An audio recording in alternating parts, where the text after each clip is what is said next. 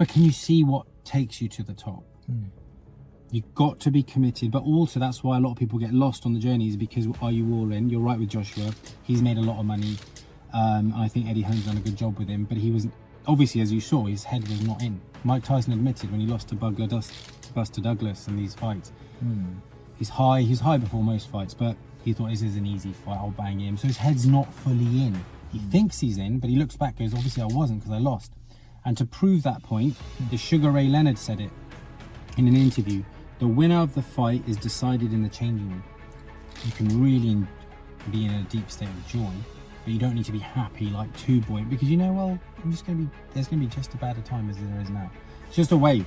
So once you realize the wave, the rhythm, everything is a rhythm, like how you breathe in and how we breathe out. It has to happen. So if, no matter how happy you are now, be a bit calm about it, because you're going to be just as low. But if you're a bit calm, you can still enjoy the joy, but you're not like overly joyous and overly focused on the happiness. That's temporary. In life, you have to truly, truly, truly believe that this is the right thing in that moment. Otherwise, any doubt will destroy it. So if I truly believe that crypto is going to be worth 3 million, I've got to be all in. Every penny I put in, it is not, oh, well, what if I lose it? Any fear will cause me to see flaws in my theory, and if the chart suddenly dips, might be enough to help me or make me pull out, and then it goes up. If I am all in, I know I'm going all in, I'm not going to lose any penny, and I'm cashing out down the road at 3 mil, right? Because any fear will allow me to shit myself.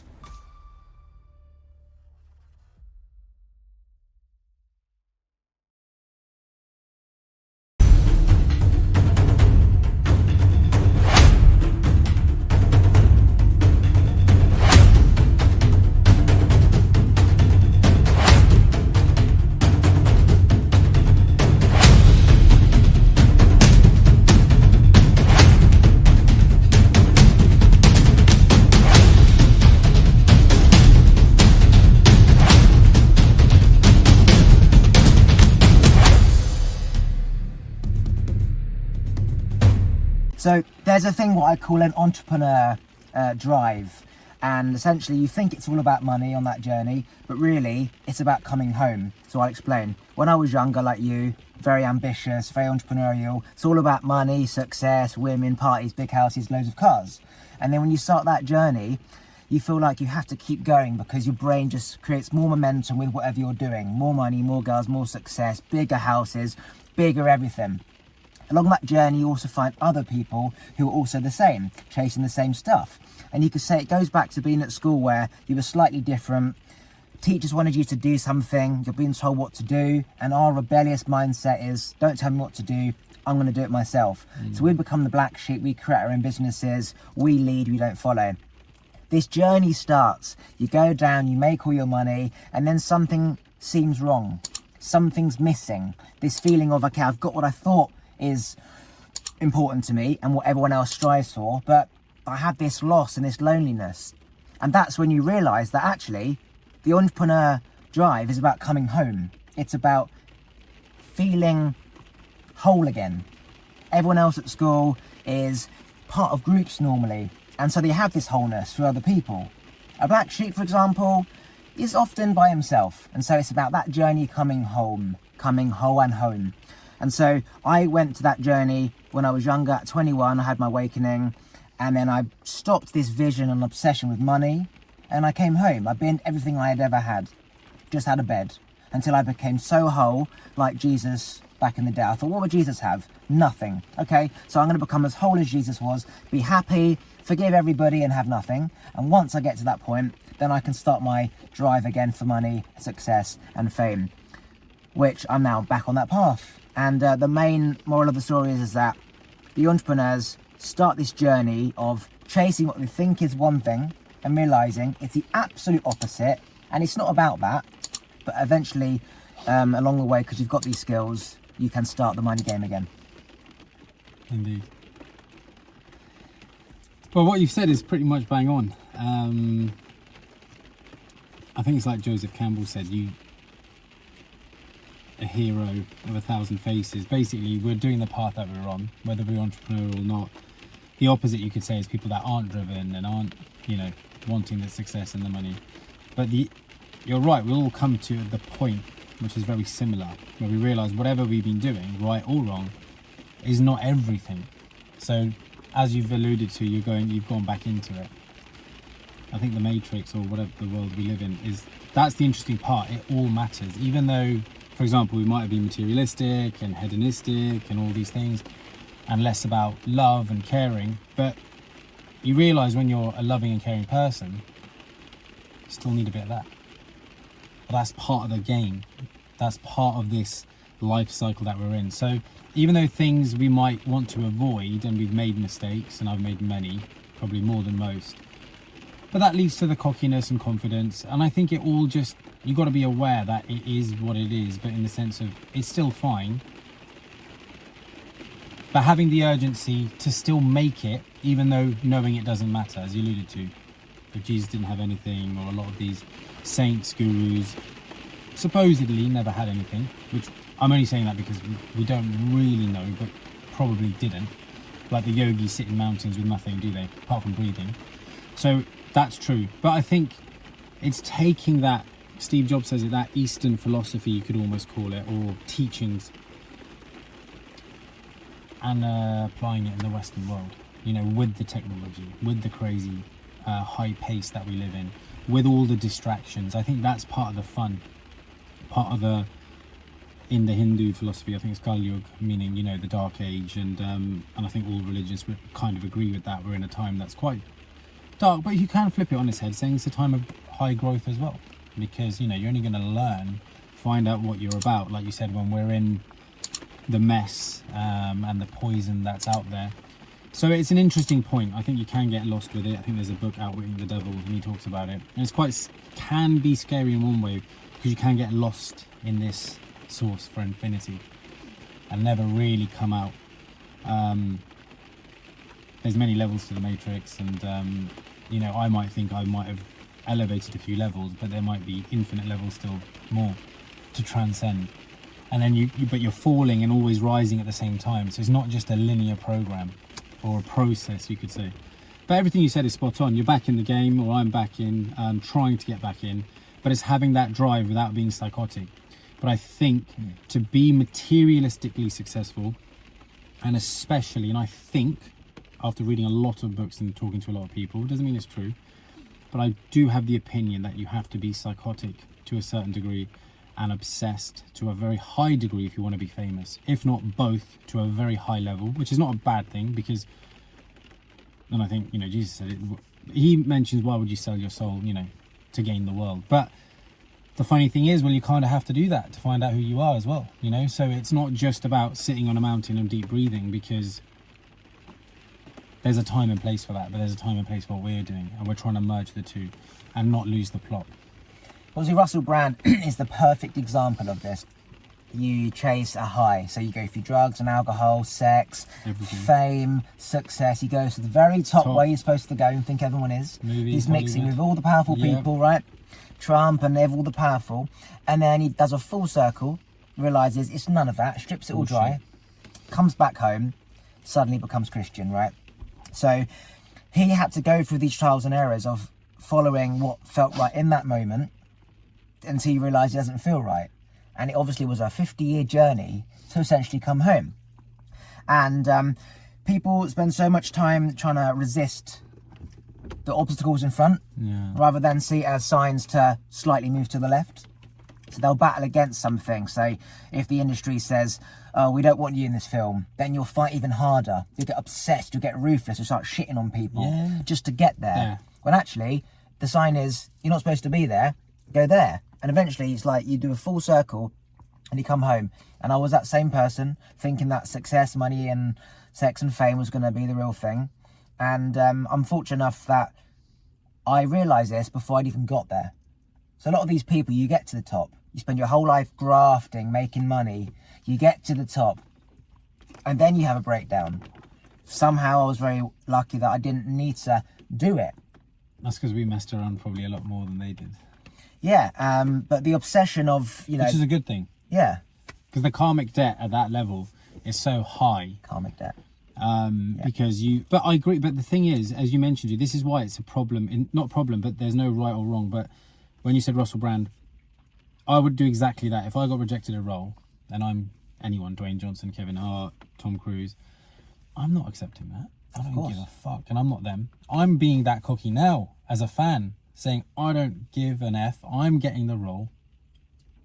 That's probably why, you know, like all these people do what they do, because it's like but that's how you win in the Matrix. You know what I mean? You don't win by being, oh, all is one. Yes, that is the truth, but that doesn't get you the job. That doesn't make you the money, as we've realized. That's great for the character building and growth, but I think why the universe, the creator, God has made this place is to go, right, yeah, but you still got to be part of the planet. You still got to be a part of this place, regardless. You still got to be a part of it, and by being a part of it, as you mentioned. But you know, it's good in one way. I think to be a driven, successful person, does it not, Ollie, come back to the same point?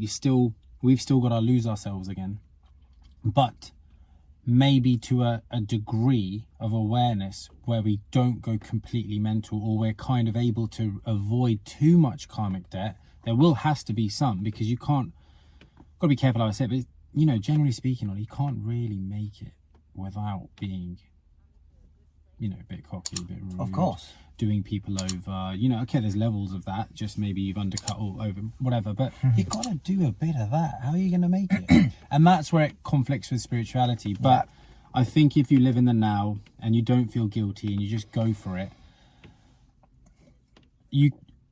because you overthink, and I think that's what happens with me now since spirit, you know, I'm overthinking things, and that's just, what does Joe Rogan say? Overanalysis causes paralysis. So you just got to get on with it. You know, that's the funny thing, like us, we've had a moment, or I've had not a full awakening, but a version of it. And it is life-changing. But to go back into the, you know, this, especially this Western civilization, and to be successful again, it's quite hard, I think, as well, isn't it? Because that mental drive's not there, and you need to be, right? Because why would you put so many hours in, Ollie? Why would you sacrifice your friends and family? Why would you sleep around so much and take drugs and hit the highs? Because you haven't got time to, you know, read a book. You know, I'm thinking, I'm not sure it's true. So it's an interesting, it's a very interesting point you made. So how to make it without going crazy. Because I, you know, was obsessed, had Tourette's back in the day. So whenever I locked onto something, that's all I saw. If I was going to deliver 1,000 leaflets in that day, I'm doing 1,000. Yeah. If I wanted to make X amount of money, I would do it. And you could say that I'd drive myself crazy with just, and my dad used to say, you can't get your bee out your bonnet, because it was just, I was locked in, and I drove myself crazy, psychotic. I was constantly thinking up all night. It's a ruthless, but not a very happy mindset. And it's obviously in that point you're thinking, okay, well, I just got to get there, and then I'll work all this out. Then I'll stop thinking and I'll start meditating, and I won't be as stressed. But it's in your head, it's this constant journey. So I do believe that unless you do have a drive within, or as my dad would call it, you've got the devil up your ass, you won't have the ability to push past something where, say, the director goes, sorry, I don't want you for this film. Because, like, I'd be like, okay, no worries, and I'll move on to the next. I believe you're born with this thing in you that you just have to keep going. It's like a neural network where you turn the computer off and it just powers up again, right? You either have it or you don't. And you're right, I have now learned, well, first of all, when I had my awakening, I didn't have this drive. The drive went for 5-6 years. Had so much drive and obsession as a kid. Had the awakening. I was so happy with nothing. So peaceful, not thinking, not being on my computer all night, not thinking non-stop. And it was like, peace, back at home. And I realised, fuck, the world has moved on. The world needs money. I haven't got a car. I live at home. What do I need? Money. Right. Got to get back in my business brain. And then it took 4 years to create something. And I would say I have got that drive back, but not as full force. It's rather than Lamborghini power, it's almost like electric Range Rover power, where I can turn it on and off. Whereas the Lamborghini, it was just always on, right? And what is important now for me is I don't let the drive make me unhappy in this moment. So if I get into this headspace of I need to do something or get something or make something, I always check in. Am I sacrificing happiness, chasing this thing, this money, this whatever? If the answer is no, great. If I slip back in that mindset of, I'm now chasing this because I think it's going to make me something in the future, such as happiness, then I almost just scrap it, come back in, reset, and start again. Because it's once the Lamborghini takes off, it's very hard to stop the momentum. And before you know it, you're back to a kid again, where you just one idea after another, one idea after another. Friends, you can't see friends anymore. You ain't got time for friends, you ain't got time for family. And then they move on. And then you're like, fuck, life has moved on. And I'm still just in my head trying to chase something. This is the real life. In my head is not the real life. And then that's a constant battle of outside, inside. It's joint. But it's a battle because that's deep down the root of everything. That drive, that killer instinct, which is never going to go. Our job is to maintain it. And then when it starts like getting momentum, like wind it back in. But yeah. It's almost like the UFC fighter. I don't know if we mentioned it, but Habib, you know, you can be the top of the world. There's very few people like that and be so humble and calm. Yeah, he's kept God at the top of his faith. And he honestly, so far, seems as though only he will know, but I think it's true. He doesn't drink, doesn't go out. Starbucks for him is like a night out. He's on it. You know, all is like Tyson Fury kind of does it. You know, he gives all his victories to Jesus but I think Habib has lived it and breathed it every minute. So it can work. You can be a multi-millionaire or, you know, more superstar, super fame, beat Conor McGregor, look, you know, where he is now. But and he's still the same guy. But that's incredible. I think that's character building. So what we're saying is you've got to think about the past, present and future at the same time. You've got to think about your friends, family and the world at the same time. You've got to think about your spirituality at the same time and your finances and your wife, kids, if you've got any, or whoever you're with. You've got to think about everything. So really it's awareness. And can you expand your consciousness to expand your awareness at the same time by doing the right thing in the moment, which is now. Because that's the difficulty. It's really easy for us to say, oh, I should have done this then or this then. But we can also go back, even though there's no regrets, you can still, rather than living the same life for infinity and learning at a very slow pace, we could learn a lot faster because we are all super intelligent and smart, but because of whatever it is, our routine and what we've believed in and what we're doing, you know, that's why maybe people like Elon Musk are where they are. And maybe we're not, because we're not constantly pushing ourselves, you know, we're not in a good way. But then you understand that happiness is almost like a byproduct now. It needs to be pushed to the side. Because I think when we chase happiness, we've already lost. The game's over. You can't chase that. That's a byproduct. The moment you put happiness as your goal, like I do, like so positive thinking, all this, you know, can get murky. That's a byproduct. You got to get stuck in. You got to get used to the pain. So you're like, oh, I can handle it. Like a Stoic philosophy. That's one version. There's no one set way of making it. There's many. But from what I've gathered from people who are very successful or seem to be and managing their personal lives quite well, you've got to be able to temper your emotions. So it's almost like you don't care how you feel. Get the job done. Get the job done. Feelings come later. But then obviously you're right. Your feelings do matter and it will come and hit you. But you can't always be... Either you're in a field that you love and you're passionate about, so then you can always be in the moment and full of joy. But if you're full of joy, put it like this, why have we come from the stars and come down to live a human form? We've gone from bliss, source, perfection, maybe for billions, trillions, infinity we've been there. So we must have thought as stars, Ollie, you know what? Or you said, Himmatt, right, bit bored now. Let's just go to this planet. I'm in ecstasy. I'm orgasming every second for infinity, but this orgasm is quite boring now. Whatever it is boring. You've done it for infinity. And who knows how long before and after, right? Because it's infinite. The source, even though we can't describe source because it's just infinity in me, you, everything and around us. But the point of that meaning is we're here just to enjoy the pain, enjoy the heartbreak, enjoy the nonsense, enjoy the grime, enjoy all of it, because we're going back to perfection anyway. All spirituality teaches that, regardless of what you've done. Yeah, there's karmic debts, but you're still going to go back to source. And I think they've taught us lies, like even if you go to hell or wherever, yeah, that's still just that's just still a temporary process. Even if that's true, you're still going to go back to source. Even if we, you know, did whatever we did to human beings, you kill or do what other human beings are doing, you will go back to source. And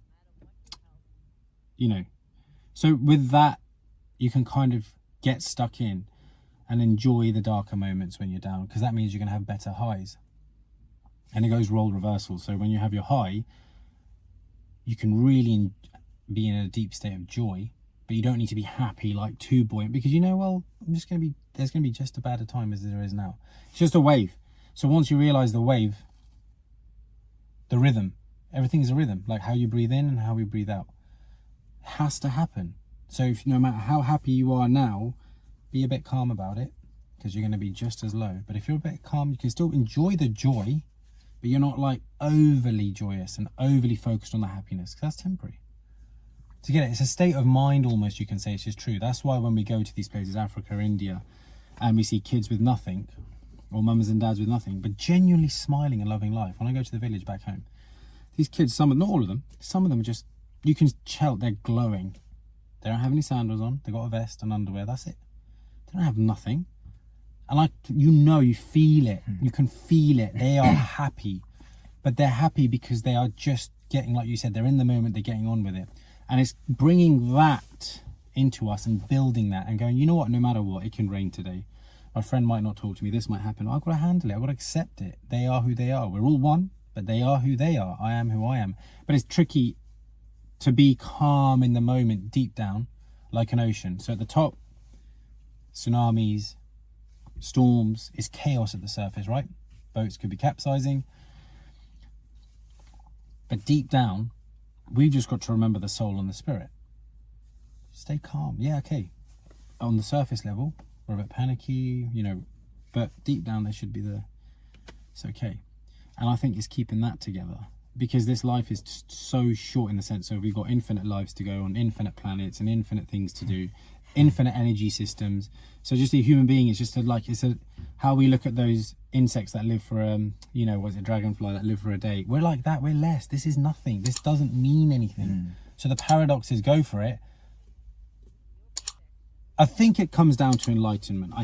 I'm not sure, but everything else is all secondary, but it still needs to be experienced. So it's not secondary, actually. You still need to experience death, happiness, joy, whatever it is, separation, divorce, everything, like the prodigal son. It's all about repeating that cycle that you started the conversation with. Losing yourself, prostituting yourself, coming back home. Losing yourself, leaving your father, asking for your inheritance while he's still alive. So basically saying, I want you dead right now. Give me what I deserve. So basically telling our Lord, I don't need you anymore. I made the money. I'm famous, baby. Obviously, being the creator, if you really think about it, and it kind of makes sense, they, there's no name for it, can't force me and you to make that decision. I love you, Lord, whatever name we give it, right? Because then that's forced. He's like, let my children, as we all are, all of them, doesn't matter if you believe in God or not, is irrelevant, absolutely irrelevant. So in my waking, I knew that one thing. Some atheists are probably more God-loving without knowing than people who think they are God-loving, because they're doing so many negative things that destroys. That's why I'd almost be careful.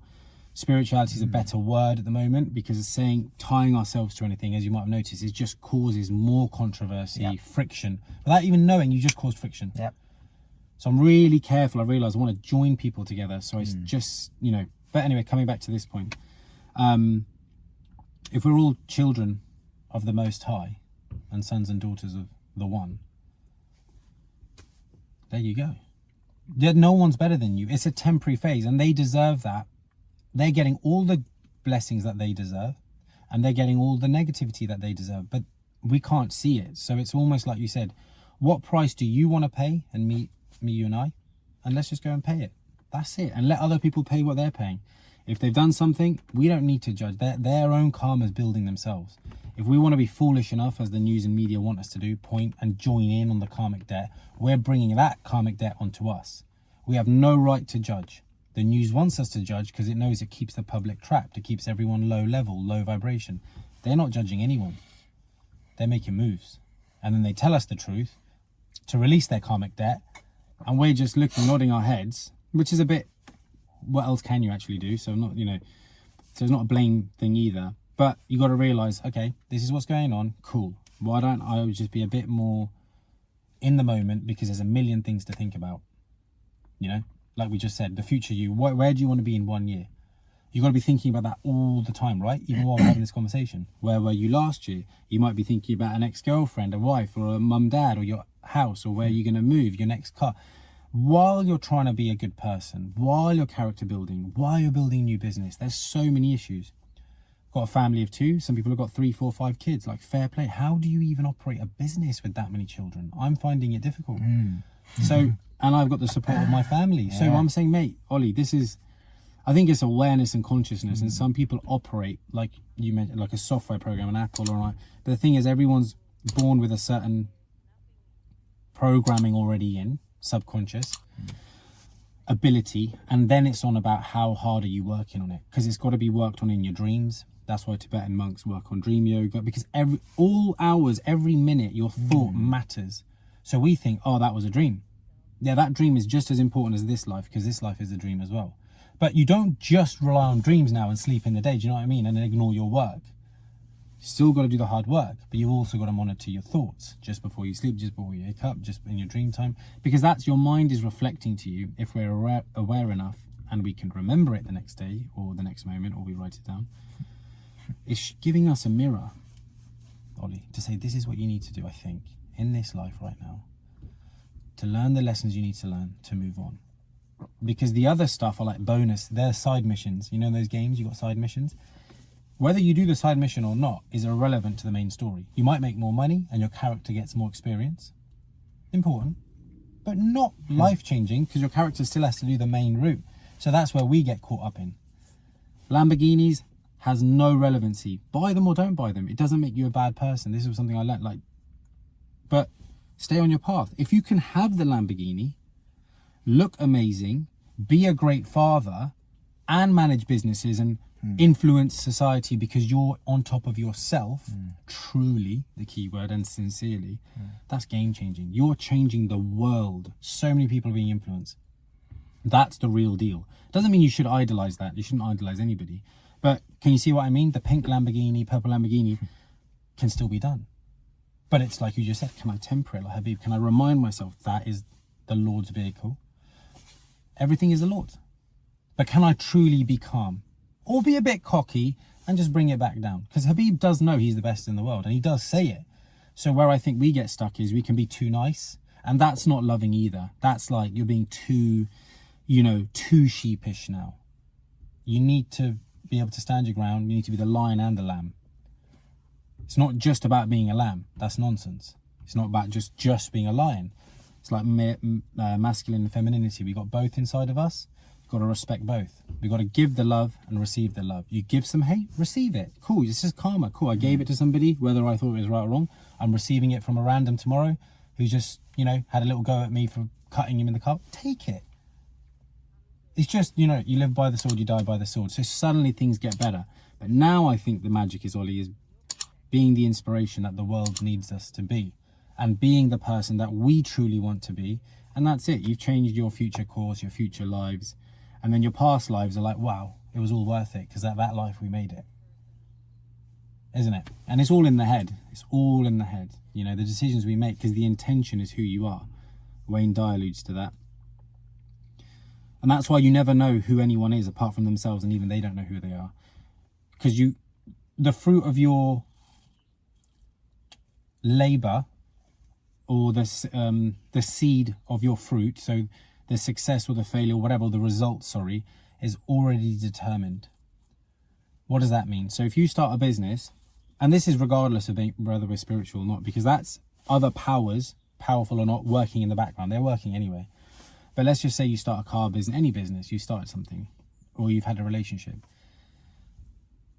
The result is already determined the moment you took the true action or the true desire to go ahead with it. What does that mean? So if divorce happens or something happens or your business fails 5 years later, is because 99.9999% subconsciously or consciously or a mix of both, you had fear or doubt to enough of a degree. That's why Guy Ritchie made that film Gentleman, and Matthew McConaughey says it. Chaos or any fear, any doubt will destroy everything. You've got to be like McGregor or Tyson in the moment. Doesn't matter, again, even like people that have done bad things as well, Adolf, if you're confident in what you do, it doesn't matter. You've got to be all in and get the job done. Because what happens is your business doesn't make it, or your mind doesn't in 5 years, and I've had many failures as well, is because my intention was never truly in it. I gave people the talk, gave myself the talk. Meaningless. Your thoughts, your desires, your intentions, and your deeds, your emotional energy and your spiritual energy, if you're aware, should all tie in. Then you will get through anything. That's why some relationships, bad things have happened, but they got through it because it was never in their head to be separate. You can't. Do you get it? Because if it's in you, it's not going to happen. It will not happen. But if a part of you deep down, and we've never told anyone, has it, because we love an excuse. I get it. Eckhart Tolle, when he explains it, we love our pain body, it's called. And I 100% agree, because I was a drama guy, probably a little bit am, I've got loads of weaknesses. Meaning, oh, Ollie, man, you won't believe it. The interest rates have gone up. Oh, I just, lost a property here, done that. Oh, I had to stop doing this because of that. Yeah, that's fine. That's always been happening.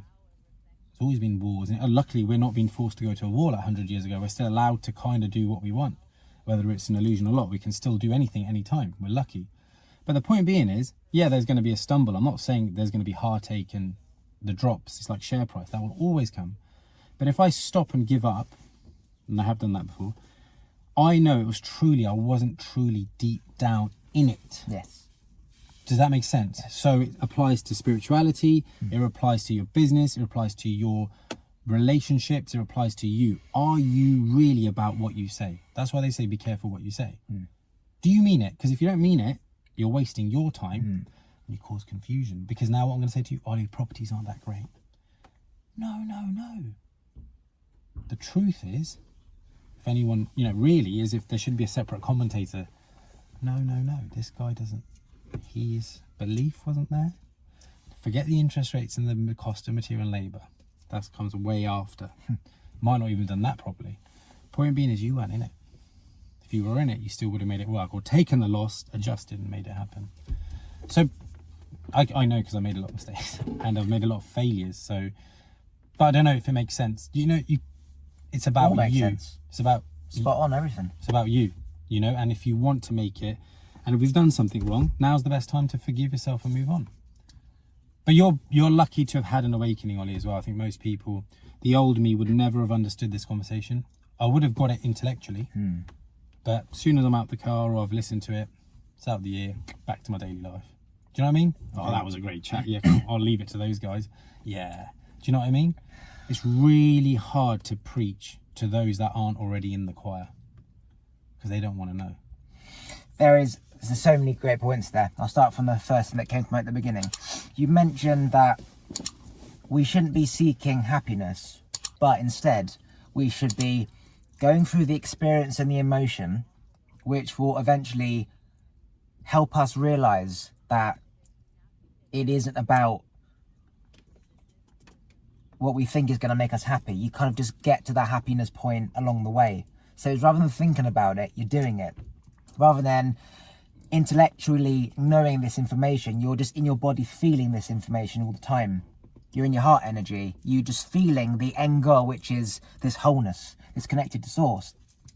And going along this journey is, I think, about karmic debt, as you say. It's in another life, for example, if my energy was a certain frequency, I will be attracting certain things to me. So when I'm born in this life, I've now got to essentially undo all of this negative charge, call it karmic debt. So everything that I'm doing in this life, I might think I've got control over. I don't. Because if I'm just following the last thought, and every thought is a frequency, I'm just going up the energetic arpeggio scale to the top. And depending on how high my energy can go, depends on how long the journey will be. For me, it's been a 30-year journey of chasing the last thing, thinking, I've just got one more thing to chase. 30 years it's taken me. Every person I've dated, the next one's the one, the next one's the one, the next one's the one. Every new business, it'll be the next one, it'll be the next one. And this whole journey, as I've realised, as I've come out of it, is that it's never about any of it. It's about me just catching up to my own energy without the karmic debt. It's almost like you've got a million bugs on you and you're spending 30 years flicking them all off. You think it's about just flicking them off in that moment, but really it's about stripping away everything and coming back to just the basics, meaning without karma. So if Hitler came back, he'd have a lot of karmic debt to unresolve because of all the pain that was focused on him, all the energy that was focused on him in the quantum field. He's now got to get rid of it. And so he will be attracting all of this bullshit around him, and it's his job to forgive that person when they punch him in the face and let that person go when he doesn't like that person's opinion, because this is his job to undo all of this karmic debt until you've undone it all and you're starting again. So this 30-year journey is about coming home, and then you've got to start again. Well, that's the whole point. We've come from nothing, we go back to nothing. You said about Habib. A lot of people, and actually I was thinking about this recently, I went and saw the Anthony Joshua fight.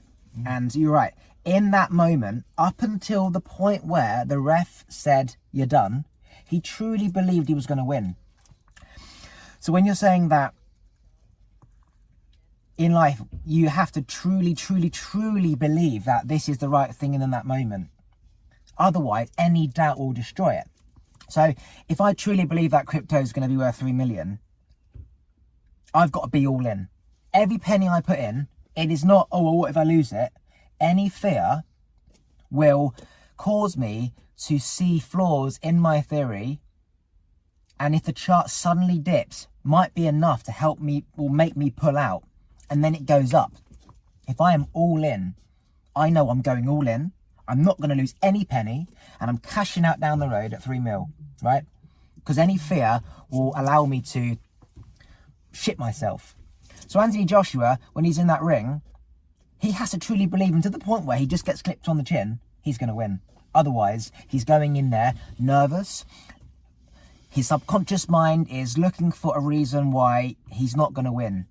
And then, for example, the boxer comes towards him. He feels the pressure. Uh-oh, I can't handle somebody coming up to me. Something's going to happen. Boom, I knew it.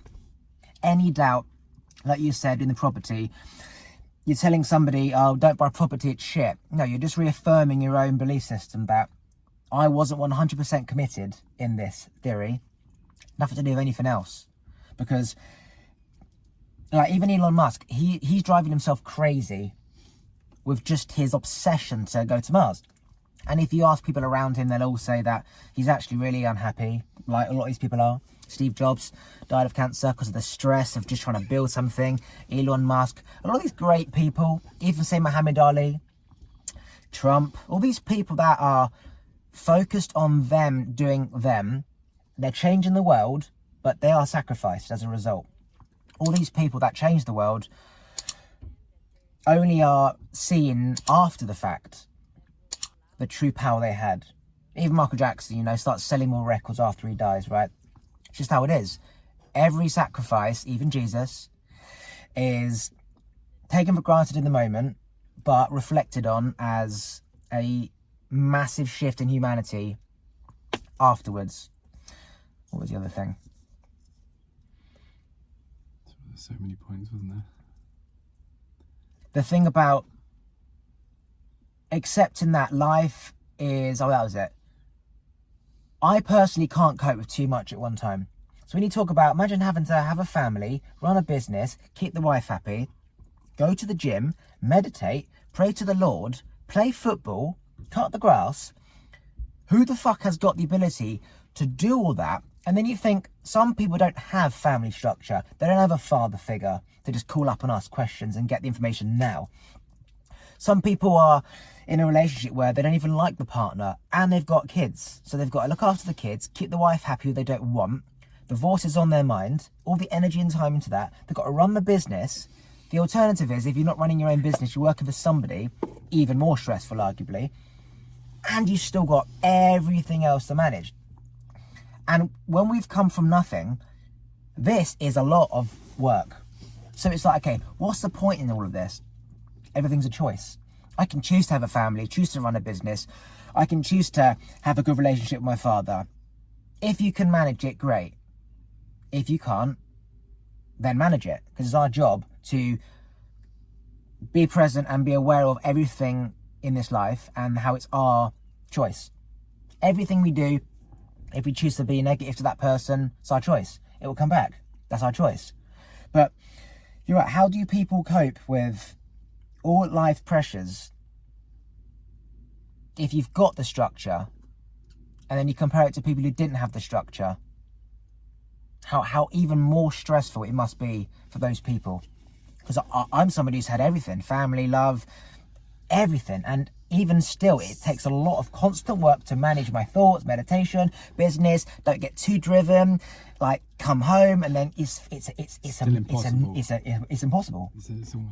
But our job is to, as you say, not chase happiness, but to accept that this is the life that we're living. Get on with it. If something shit happens, get on with it. If the interest rate changes, don't moan about it. Fucking put your shit somewhere else. Get on with it. We know it's coming. We know this is how it works. What are we kidding ourselves? Just plummet through the bullshit and get to the end where there's roses. That's it. No, you're right. And also, it helps you when you read about the conspiracy theories, really quickly, is what we've talked about, is whether we know everything's fixed as human beings. Someone has to fix the interest rate, or a company or a family. Someone has to fix X, Y, and Z. Someone has to fix everything in the world. But once you get that, like we just mentioned, be aware of it, know about it, but then do the best you can do. Because if you let that affect you, fear and doubt come in. Do you get it? You've let external forces. Conor McGregor always talks about it. The moment he let external factors, he made a lot of money with Mayweather. He started his own... He's not negative, but you can tell, I tell my brother this, his mind was always on making a lot of money, more than fighting. He obviously loved fighting, but he loves money more. And that's not a negative thing at all, because he's made so much more than everyone else. His 180 million he just made last year or 2 years ago, selling his majority stake in his whiskey. Whiskey, is it?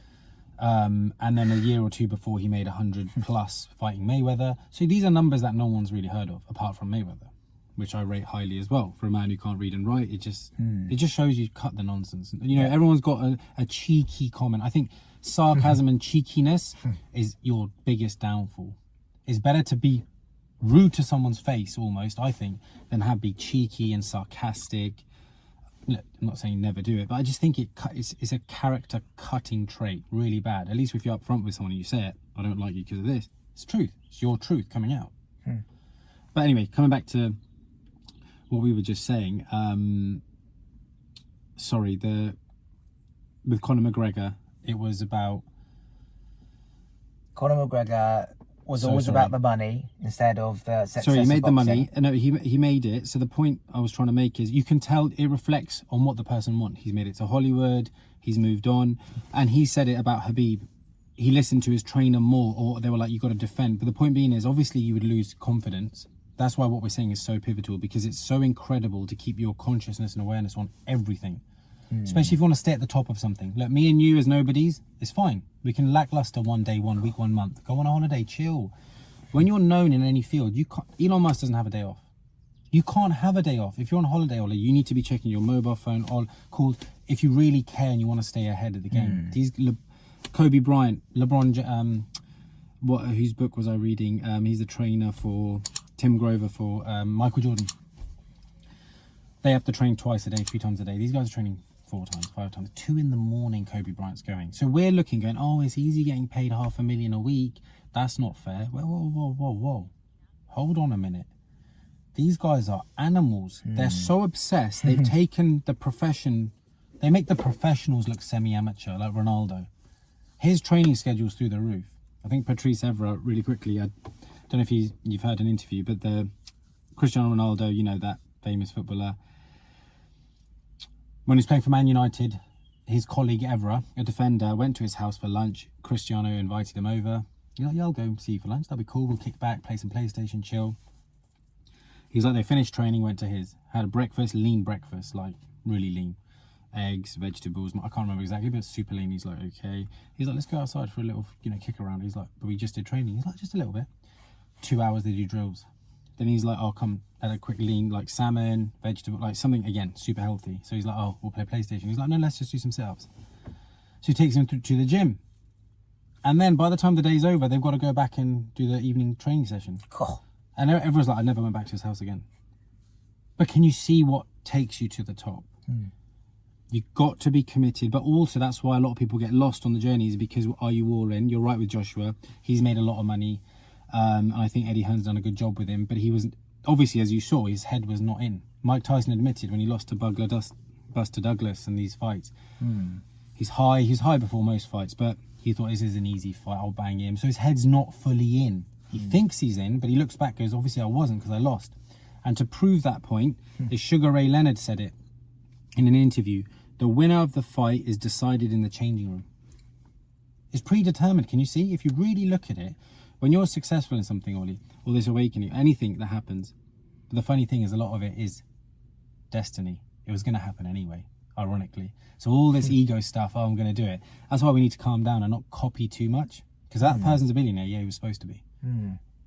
There's a part of it that he is meant to be in that place at that time and have what he's got, and also have all the negativity that he's got.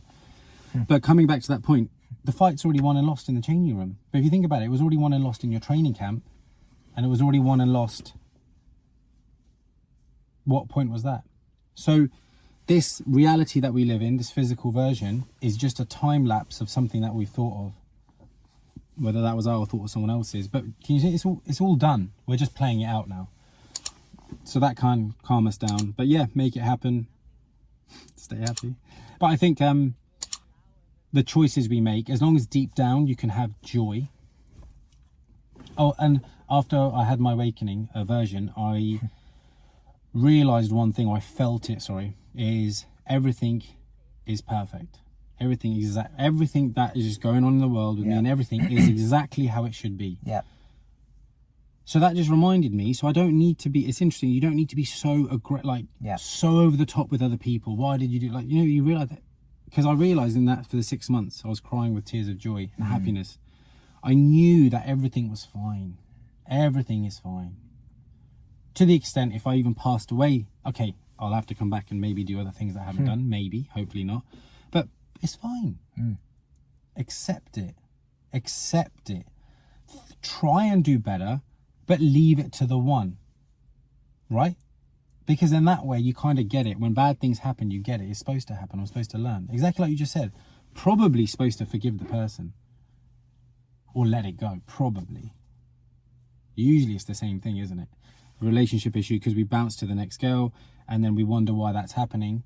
Yeah, because you just look at the way you left that person.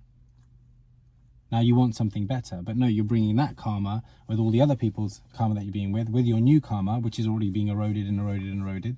But you can make it look fancier by smiling more and acting more, which is, like you said, that's why a lot of celebrities, there's a cliff. It's better to fall off the cliff constantly. The drop's small. You can take it. If you don't have the drop, and you become a superstar, what do? Kill themselves. Because it's too big now. They can't disclose that they're so ruined. They can't say that to anybody because you're seen as a superstar. You're seen as a mega superstar. They don't want to hear it. Your media team will say, be quiet. Even if that's true, shut up. Do not release this crap. You could have done anything. Paedophile, whatever.